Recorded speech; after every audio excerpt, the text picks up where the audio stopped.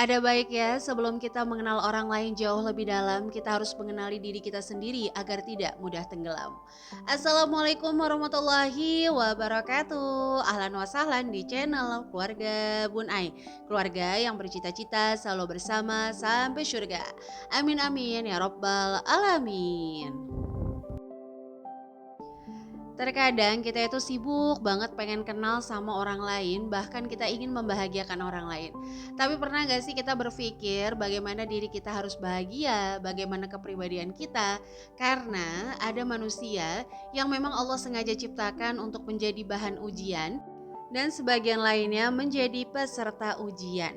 Ya, kadang-kadang hari ini kita jadi peserta ujian, wallahu a'lam bisa aja besok kita jadi bahan ujian. Nah, gimana teman-teman? Ujian di awal bulan semoga nggak bikin kamu kebablasan. Barakallah, Bunda udah belanja untuk kebutuhan rumah. Tadi habisnya 150.000, bukan untuk 1 bulan. Karena untuk bulan ini Bun Ai menggunakan metode bar satu, jadi ini emang beli pas butuh aja. Nah, ini Bun Ai masak gurame asam manis. Di sini tuh nggak ada di meal plan-nya. Sebenarnya Bun Ai tuh punya gurame dari minggu lalu beli bareng sama udang, cuma baru Bun Ai masak. Jadi Bun Ai tulis hari ini Bun Ai masak pare, gurame asam manis sama sop tahu. Jadi sebenarnya sop tahu, bakso atau misalnya yang lainnya itu kan bisa dimasak berulang-ulang. Karena memang kadang-kadang kalau anak sukanya itu kita memasak menu lain tuh suka males ya, teman-teman. Nah, menggunakan metode kayak gini tuh bikin Bun Ai jauh lebih damai dibanding kayak dari satu, misalnya hari Senin, Selasa, Rabu, Kamis. Jujur aja, Bun Ai tipikal yang kayaknya tuh kalau dibikin Senin terus gagal Selasanya tuh kayak ya malas. Ada yang sama nggak sama Bun Ai? Ya mudah-mudahan sifat buruknya Bun Ai ini bisa jauh lebih baik lagi ya ke depannya. Oke, melanjutkan kembali pembahasan kita tentang frugal living yang lagi viral banget. Yang sebenarnya tuh dulu-dulu ya, setiap zamannya tuh pasti ada viral di dunia budgeting. Kalau dulu hidup minimalis. Apakah hidup minimalis sama dengan frugal living? Kalau Bun Ai ngelihatnya sih dari kacamata Bun Ai seorang ibu rumah tangga, itu enggak ya, teman-teman. Kalau frugal living tuh lebih kayak hemat. Kalau hemat ini kita ngomongin efektif dan efisien. Nah, sama nih, Bunda pernah bahas hidup minimalis bisa jadi malah nggak ekonomis. Pernah Bunda bahas di video sebelumnya. Sebagai contoh, sebagian orang itu membuang beberapa piring dia karena dianggap terlalu banyak di rumahnya. Padahal dia sering ngejamu orang lain. Sehingga ketika ada tamu datang dia malah menggunakan kayak limbah lingkungan ya, styrofoam atau misalnya piring rotan yang pakai kertas alasnya. Mohon maaf kalau hari ini ada yang tersinggung. Sekali lagi Bunda nggak ada maksud, tapi coba difikirkan kembali. Apakah barang-barang yang memang kita ingin singkirkan dari rumah tuh udah bener-bener nggak kepake? Ini mohon maaf banget ya Bunes, beberapa hari ini tuh kalau ngeliatin video sendiri fokus sama tangannya Bun Ai. Semenjak anak-anak tuh pulangnya siang emang luar biasa, kayaknya emang butuh sarung tangan ya. Beda banget itu kalau ngelihat telapak tangan Bun Ai sama punggung tangan, Masya Allah tabarakallah. Tapi nggak apa-apa, ini adalah bentuk jihad seorang ibu. Kayaknya emang butuh sarung tangan, soalnya di Depok panasnya Masya Allah tabarakallah. Apalagi kalau di jam 12 sampai jam 1 siang. Oke, kembali lagi kalau ngomongin si frugal living ya teman-teman. Frugal itu sebenarnya kan artinya hemat, living itu artinya hidup. Jadi belajar hidup hemat. Nah, cara ini sebenarnya udah dipakai sama ibu-ibu zaman dulu untuk meraih tujuan finansial. Meskipun kita nggak bisa kayak satu lawan satu, kita ngebandingin ibu zaman dulu sama ibu zaman sekarang itu pasti berbeda banget. Sebagai contoh, kalau ibu zaman dulu, lingkungannya itu memang sangat-sangat mendukung dia hidup hemat. Contohnya aja ya, mulai dari pasar yang terjadwal, jadi nggak dibuka setiap hari, terus dari nggak ada yang namanya e-wallet, jadi mereka tuh kalau belanja ya memang harus pakai uang cash. Kalau uang cash ya udah habis ya mau nggak mau kasbon. Dan zaman dulu tuh sanksi sosial kayak kenceng banget kan, dimana orang tuh kalau ngutang justru bener-bener peduli gitu sama utangnya. Nggak kayak zaman sekarang, kalau ngutang apalagi sama temen itu dinanti-nanti.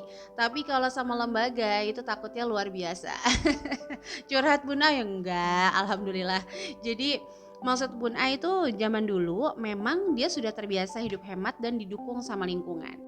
Oke, kalau ngomongin frugal living versi ibu rumah tangga yang udah Bun Ai jalanin sebenarnya 11 tahun ini, jadi kalau yang namanya hidup hemat adalah hidup memprioritaskan fungsi. Dan ini selalu diajarin sama mamahnya Bun Ai. Jadi kalau Bun Ai pelajari kemarin karena banyak banget yang request materi ini, Bun Ai ngerasanya ya semua nilai-nilai di frugal living memang sudah diajarkan dalam pola pendidikan keluarganya Bun Ai gitu ya, atau mamahnya Bun Ai. Meskipun jujur ada beberapa modifikasi karena kayaknya kalau ngikutin banget zaman dulu Bunai belum bisa.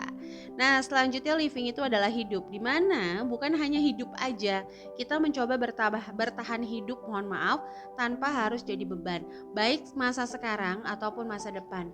Sehingga kita tuh nggak bereuforia saat uang masih banyak dan nggak mengeluh saat uang sedikit. Itu yang paling banget kita harapkan dalam kehidupan. Oke, kita langsung masuk aja 3 tips menjalankan frugal living ala ibu rumah tangga seperti Bun Ai yang mudah-mudahan bisa membantu teman-teman yang masih bingung bagaimanakah aku harus menjalankan hidup hemat. Oke, yang pertama adalah menggunakan yang dimiliki semaksimal mungkin. Jadi kalau dulu Bunda selalu berpikir, ah sayang nih bagus kalau digunain. Nah sekarang tuh enggak. Misalnya Bunda beli barang ya udah langsung aja Bunda pakai. Khususnya misalnya mukena, karena Bunda pernah diajarin sama guru Bun Ai, sayang banget kan kalau mukena kita beli bagus-bagus, brokat, rumbe-rumbe, tapi kita pakai cuma di momen Idul Fitri. Padahal Idul Fitri itu cuman kayak 2 jam ya teman-teman. Yang kedua adalah tidak menjadi asisten barang, dimana kita kayak sibuk banget mindahin dia dari kanan ke kiri, dari kiri ke kanan, dari barat daya ke timur laut, dari timur laut ke daya selatan. Alias kita cuman kayak mindah-mindahin, ngelap-ngelapin, tapi dipakai tuh enggak. Sehingga kita jadi mohon maaf seperti asisten barang yang tanpa sedikit pun kita bisa rasakan manfaatnya. Nah, selanjutnya kita mengalihkan nih energi dan waktu kita untuk jauh lebih produktif. Makanya Bunda selalu bilang, teman-teman yang hari ini lagi membangun income baik jadi reseller, MLM atau content creator, meskipun belum menghasilkan, coba menganggap bayaran termahal itu adalah kita bisa mengalihkan energi konsumtif kita menjadi energi yang jauh-jauh lebih produktif. Itu adalah step awal.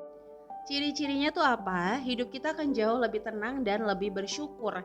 Jadi kita menikmati secara maksimal yang kita miliki saat ini. Punya tas bagus kita pakai, punya gamis bagus ya kita pakai. Nggak cuma dipakai misalnya kayak kondangan doang, kecuali ya gamisnya emang hanya 2 doang Bun yang bagus banget. Dan ini memang khusus untuk kondangan, untuk pesta itu boleh banget.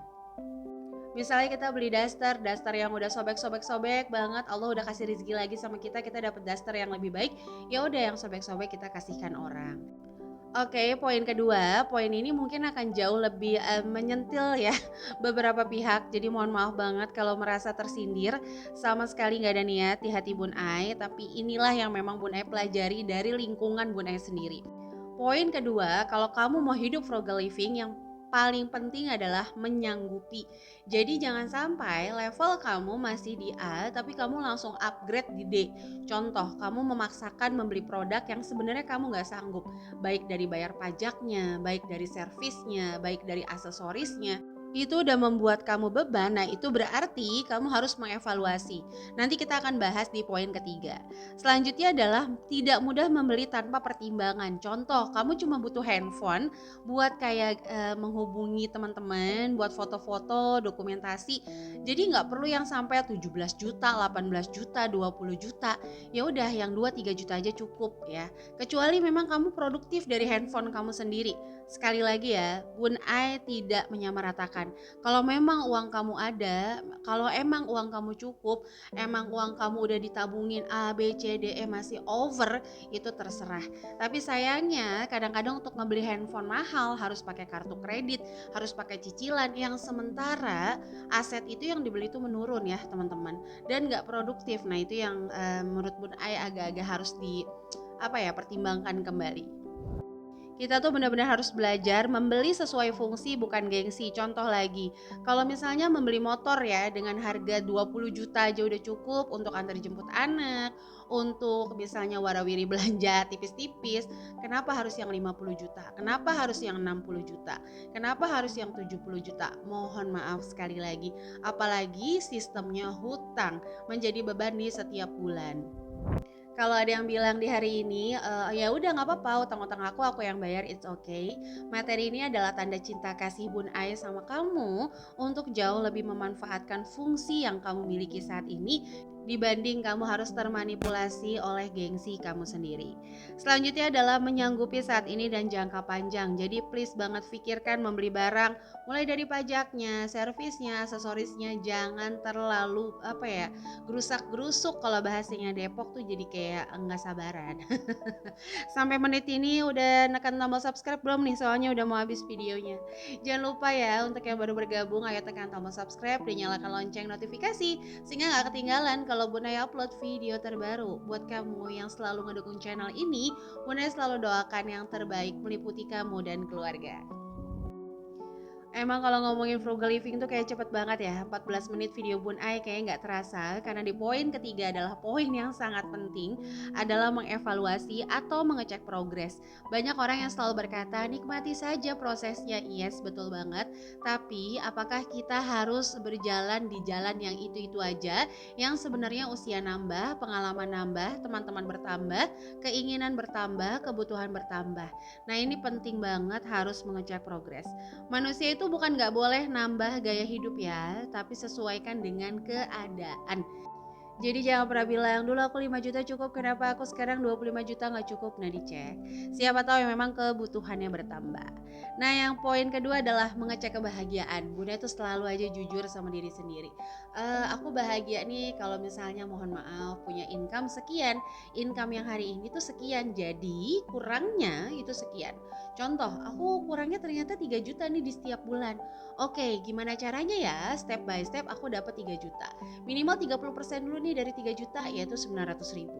Jadi kita mengecek kebahagiaan, jujur sama diri sendiri. Saat ini udah bahagia belum sih? Level, circle, udah bahagia belum nih di saat ini?